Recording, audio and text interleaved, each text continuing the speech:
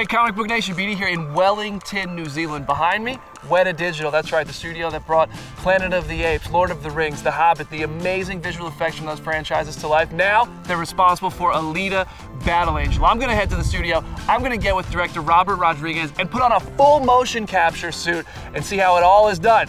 Guys, come with me and check out the magic. All right, this is it, guys. I am fully motion capture suited up. I am about to join the Alita Battle Angel exclusive class of people who have become Gruishkas. This is pretty much a dream come true. I know how Tom Holland feels, finally. I never thought that would be something I could say. But this thing, it leaves nothing up to the imagination. You can really see that. It's pretty cool though. And I have to get dotted up because this isn't, they don't capture the motion of the gray suit. You have to give the cameras something to follow that they can computerize later. So the next step here is to get dotted up. I don't know if that's what they officially call it, but that's what I'm calling it. All right, Jake, so we're gonna call them, we're gonna get markered up. Dots are good, I like dots marks, markers. okay. I just don't like sensors. Sensors, okay, they're not sensors. There's no electronics in them, there's no sensory apart from light sensing. So they are rubber and directional reflective tape. Okay. So we have 84 cameras in the main volume. Each of them has a LED infrared ring light, blasts light out, hits the marker, sends it straight back to the camera. Camera tracks it in 2D, up, down, left and right where it is. We do a process in the morning called calibrating, which links all the cameras together so they know where they are in relationship to each other. Once that's happened, it creates a volume we call a calibrated volume. And anywhere inside of that, reflective marker can be tracked in the 3D space. Okay. So once we've got a calibrated volume and got 50 markers on you, we'll take you through to the scaling volume, and we will number those markers and we'll assign them to a digital skeleton. Okay. And then we'll scale that down to match your proportions, and then we'll get you into the main stage and you can show us what you got. So how many markers are on this suit in total? It's 53. 53, and that's how many, that when Rosa did Alita, she had 53 on her suit? Pretty much, yeah. Wow. She was doing it slightly different though, because she was mainly doing most of her performance on the actual film set. And so she had all the dots on her face and everything. She had face camera on and I think about 80 painted dots on her face every morning. Wow, that's wild. Yeah, so it was a bit of a process for her to get going. Who are some of the other characters you guys have worked with? With Andy, he's probably the main one. Yeah. Sort of everyone knows. Terry Notary, Benedict Cumberbatch's been in. There's lots. Wow, really cool. Well, I'm honored to join such a class and do something like this. This is super cool. I'll leave Darius to sort you out and then I'll see you soon. Cool, thanks. I got a hat for you. Okay. That's the front. Can you check it on for me? Sure thing. So, just, all right, there goes the hair. Oh yeah, that's cool. Awesome. How do we look? Yeah, that's great. Cool. Oh, we're putting a few more markers on. Okay. We are nearly there. I know what I'm wearing to the next movie premiere. That's for sure. Cool. Can you give me the rockstar fingers, just like that? All right. Cool.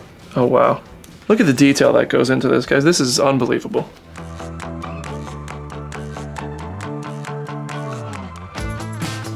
Cool.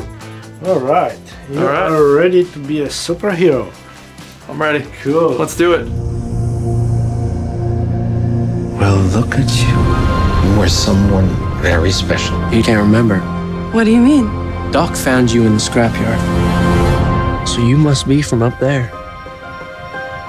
And I'm just an insignificant girl. Yeah, that's what they want you to think. All right. Hi, Brandon. Hello. Looks like you got all your markers on. I've got 53 markers on. Perfect. So, before we get started, question. Do you want to play Romo or Nisiana? Ooh.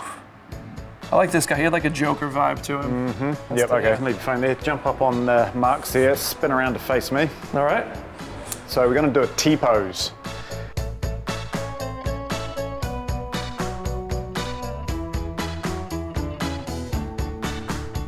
So he has taken a single frame snapshot with 11 cameras.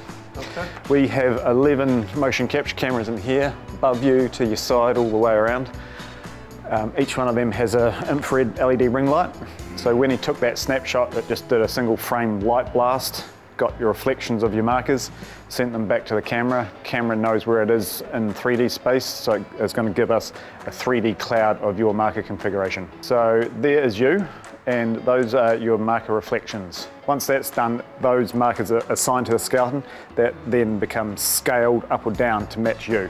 So we're going to have a digital character matching your scale. So we're going to do what we call a range of motion now. Okay. And so it does one of three things. It creates a pattern file for us so that when you go into the main stage, the system, the computer, will recognize you based on your marker configuration. It helps the motion editors to adjust your scale so that we can track you and map you accurately, and it's a good way to warm up.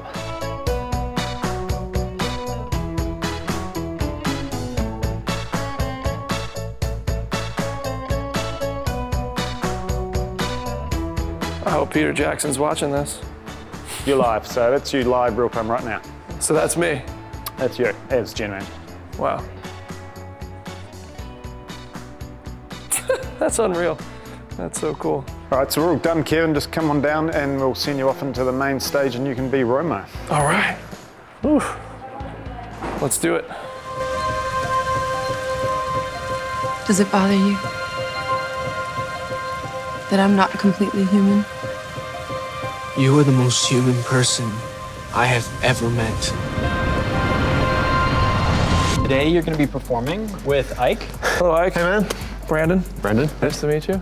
And Shane. What's up, man? Good, bro. How are you, brother? Good, good. Hey. You know who this guy is. Hello, sir. Pleasure to meet you. Man. Big fan of your work. Thanks for being here. I'm Brandon. How you doing, Brandon? I'm excited to work with you. We're gonna have a good time. We're gonna do some. We're gonna kick some ass and score it so that it doesn't feel like you're on an empty stage. Dude, that is. Oh. This isn't one of our beautiful sets from Austin. You see that curve there?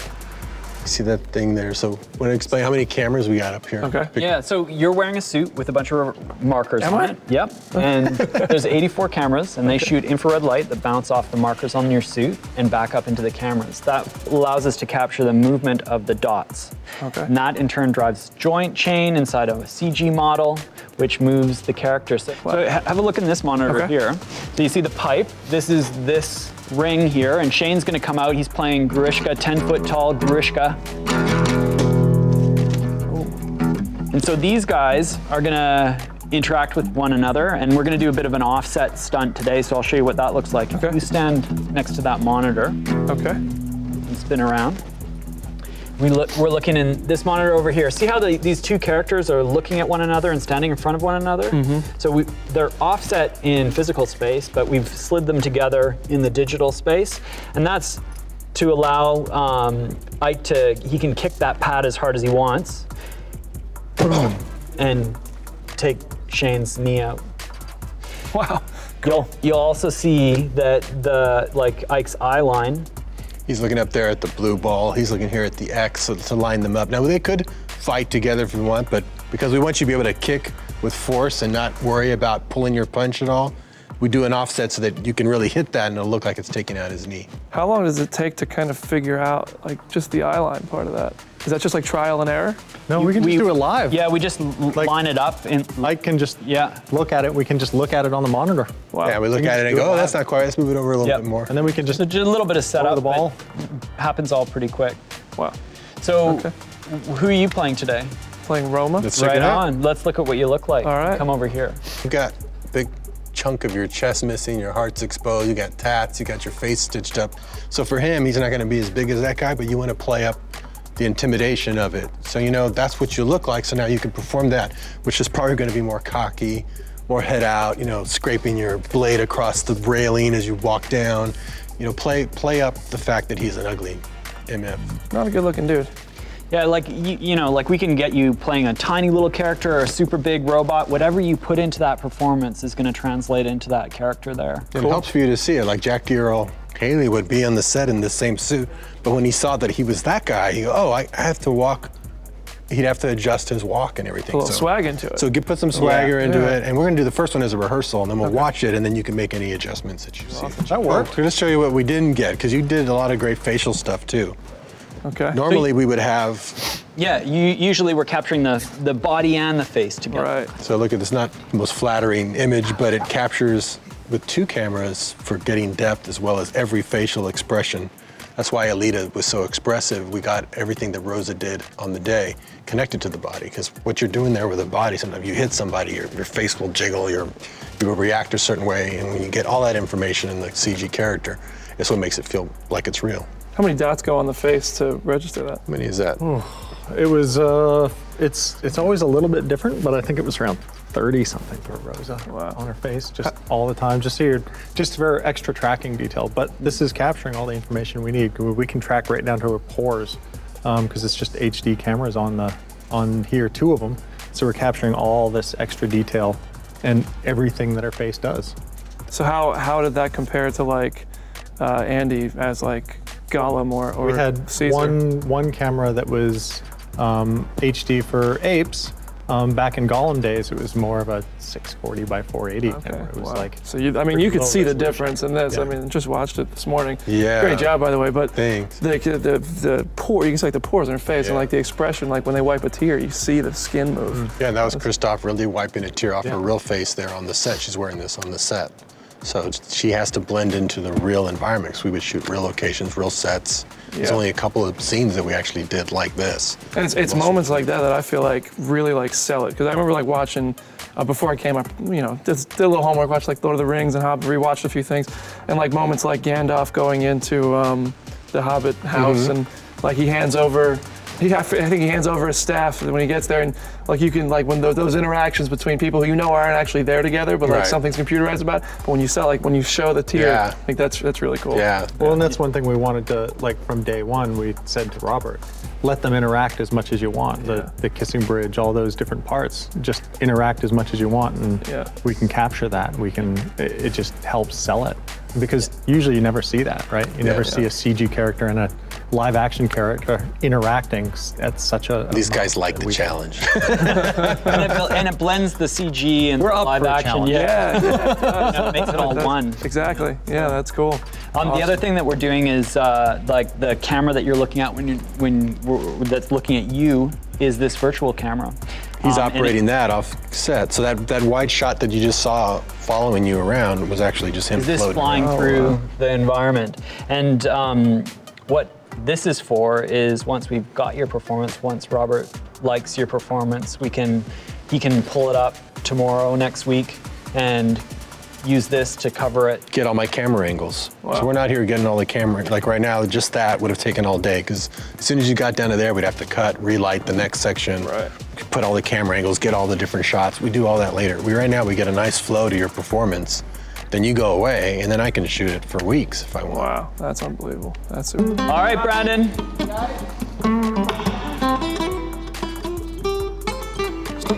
And action. Where's the Grishka? This way. Where are you?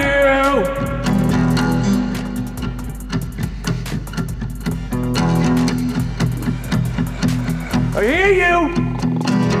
I smell you. Brandon, welcome to my lair.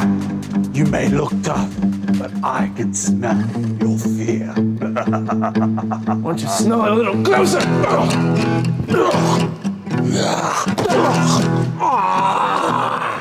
How's that? Yeah, I've got one more for you.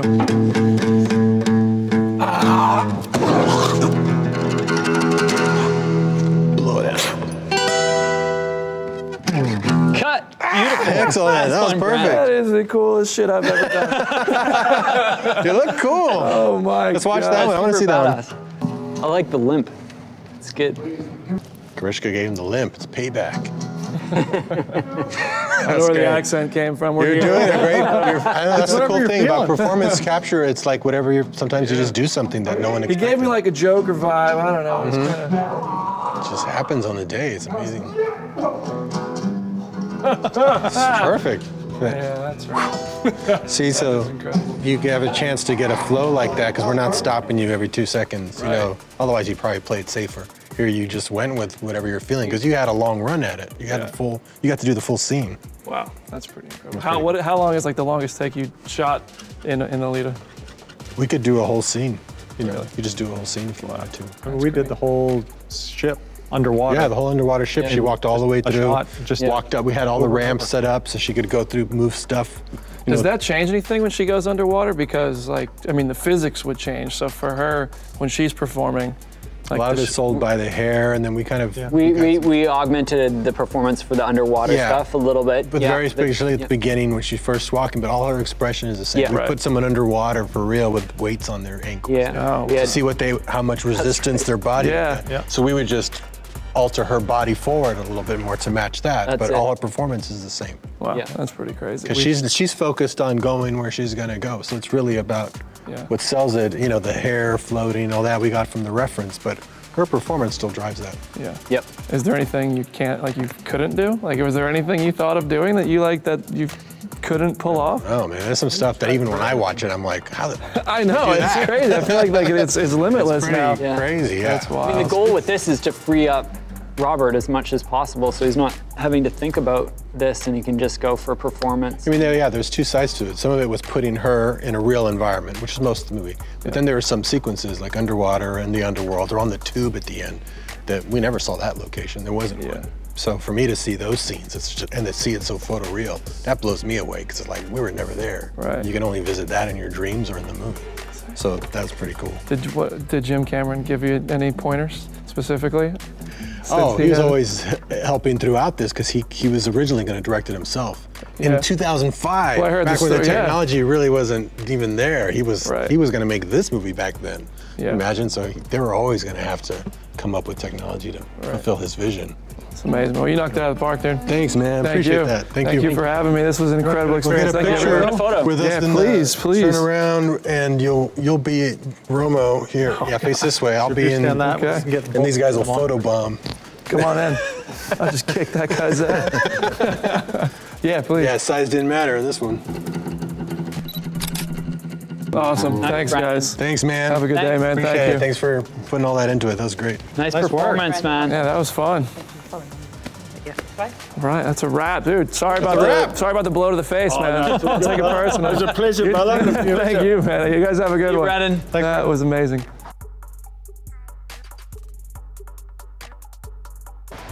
All right. Hey, man. Thanks for coming out. Brandon. Nick. Nice to meet you, Nick. Hey, so I was one of the visual effects supervisors on Alita. Okay. I guess you've just been through the performance capture stage. It was incredible. Yeah, how was that? It was amazing. It was just like the dream come true. Robert put you through your paces? He did. He told me I was a terrible actor. I'm just kidding. We had a really good time. It was pretty cool. Awesome. So this is the virtual camera stage, and generally this is a process that happens after performance capture. Okay. Over there, you're much more focused on getting the performance you want, ensuring that your action's correct. This is about exploring the camera as a storytelling tool on top of that performance.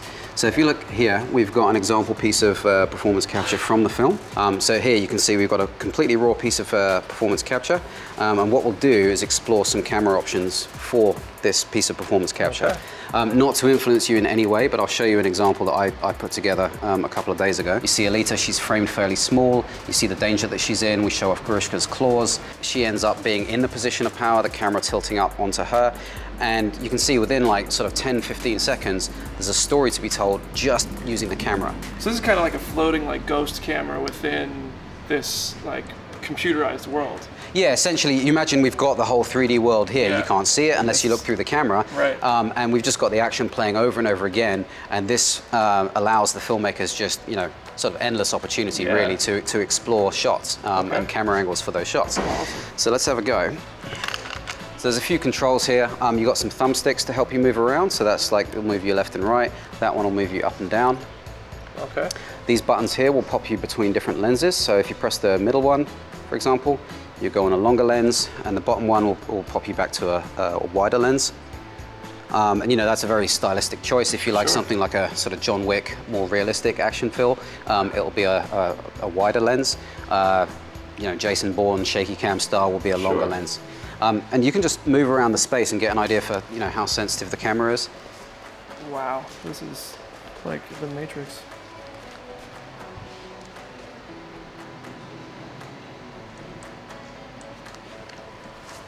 Wow, it's just so fluid. Oh, there's a rock there. I just walked into a wall. If we were doing this on the performance capture stage, which is generally where this is done, you'd still have the set built, so you'd have an idea of where everything is. Does it tilt No, it stays level. No, well, yeah, that's a choice as well. We can allow Dutch tilts and stuff like Right. that. We can also change the camera sensitivity. Yeah, Oh, you see wow. that? Yeah, wow. So if you want to get a bit of Dutch in there, you can. Wow. Interesting. Okay, cool. I'll show you an example of how we might put together a more complex camera move. So imagine your master shot would be one that follows Alita as she charges at Grushka, and at the end, probably like tilts up to catch her jumping up. We'll attach you to Alita, so your camera moves with her. Okay. And then all you have to concentrate on is like a little pan or a little tilt at the end, and you'll see sort of how much easier it makes it to get one of these more dynamic camera moves. Oh, wow. So you see, because the camera's now moving with Alita, you're overshooting a little bit. So you don't actually... Okay. If you just stayed there with that little it'll tilt... just stay locked to her. Yeah, and then you can just tilt up. So otherwise you get exhausted like running around the whole time. Yeah, so if you were happy with that, for example, you'd say like print or whatever, then we record that and then you move on to your coverage really. And the benefit of doing it like this is that you don't have to rerun, you know, the performance and have the actors running around getting tired. Yeah. You're just creating, you're picking the angles now. Yeah, and it really just allows the filmmakers like, you know, time to explore without having to run a full set. How much of the movie was made this way? Mostly the big action scenes were all done like this. So you know they'd spend ages doing performance capture and then allow the director or the DOP time to explore cameras like this. How many other films have used this technology to? It's becoming more and more sort of, let's say, mainstream or commonplace. I think the first one to do it in this manner was probably Avatar, and we've sort of refined the process since then. That's really cool. Awesome. Awesome, man. Hey, thanks for coming out. Thank you guys. Awesome.